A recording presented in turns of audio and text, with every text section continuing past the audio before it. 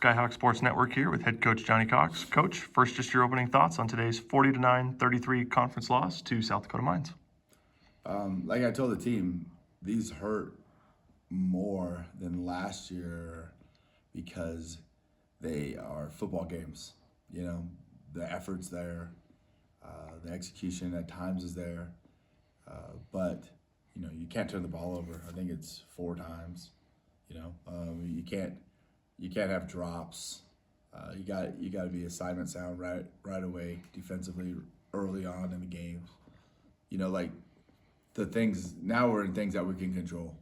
You know, and so you'll be able to look back and point to yourself and say, you know, I dropped that pass or I missed that read or I didn't make that block, and you know those are difference makers, and we gotta continue to play at a higher level, execute at a higher level, so we don't have this feeling again. But overall, I told the guys, like, yeah, if you look at the program, you know, my first year, I mean, we not very good against these guys. Second year, a lot was better, but I don't think it didn't end up being like a close game, you know. But this year it ended up being a game, kind of a 2-score game, you know, in the fourth quarter, and you know what some of the officiating we wish went our way, and some of the other opportunities that we had that we didn't take advantage of. You know, we end up disappointed, and it hurts and drained, you know. And so, got to find a way to get better from this and get back going as soon as possible. Coach, I mean, you really just hit on it. Last week, you guys only had 175 yards of offense. Today, 444.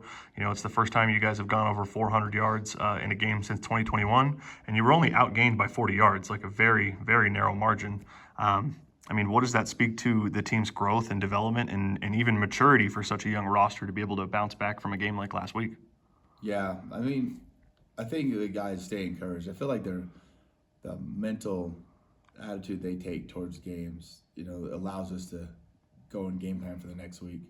And we have fast. We're a fast team. We have guys that are on our team that are very fast. I would imagine Zach Gomo is the fastest player in the conference, fastest football player in the conference. You know, I think, you know, as far as like he's a 10.51 or you know 10.49 or whatever, 100. And you know, Orlando's going to run track, so we got those dual athletes out there, and they can make a big impact on the game. So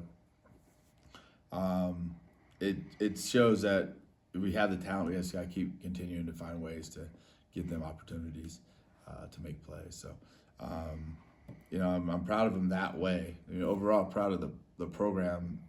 It's just disappointing when we don't put it together all the way together all the time. So that's what we need against a team like South Dakota Mines. We can't make our own mistakes.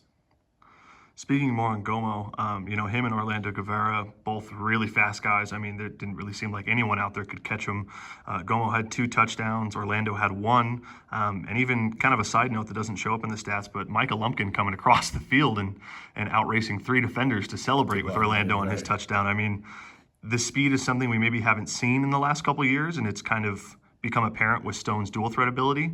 But really talk about those two and the way that they can change the game, whether it be in motion on a jet sweep or even out wide one-on-one.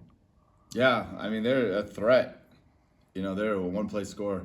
They have one-play score type ability, meaning like, you know, when in the past when we've had our best offenses, it's been because, you know, someone slips and we score a touchdown because we're so fast, you know. It hasn't been because of the, you know, different play calling. You know, the play calling's a play calling, but you get somebody out there that's just a difference maker. And so, you know, we have some guys that can really run. So we got to continue to just find space, you know, and they got to do their part of lining up and doing stuff correctly. But that's the fun part of football. You know, it's kind of one of our identities. You know, we combine with the track coach and a lot of our recruiting efforts. And so we're able to, you know, kind of get some dual athletes that want to come and play. You know, they want to do track and football. This ends up being a really good home because we have a really good track team too.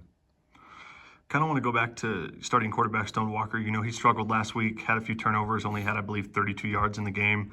Today was able to get 37 yards on 10 rushing attempts, only ended up with 11 net yards after taking 5 sacks. But he was also 20 for 42 through the air for 210 yards and 2 touchdowns. Just speak on his ability to, come off a week like he did. And even though he's a redshirt freshman, he stood in there with confidence and, led you guys to one of your best performances in quite a while. Yeah, I thought I was proud of Stone. He didn't play as well as he could have last week.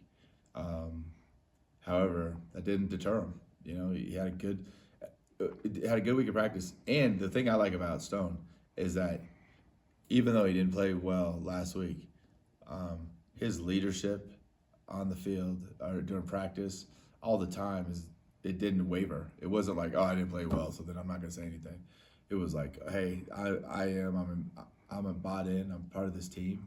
I'm going to do everything I possibly can do to get this team going. So he didn't waver that way. And then Stone has an enormous ability, potential, and so he'll have days like this as he continues to get better and better within our system as a college quarterback, that he's going to produce on the ground, in passing the ball.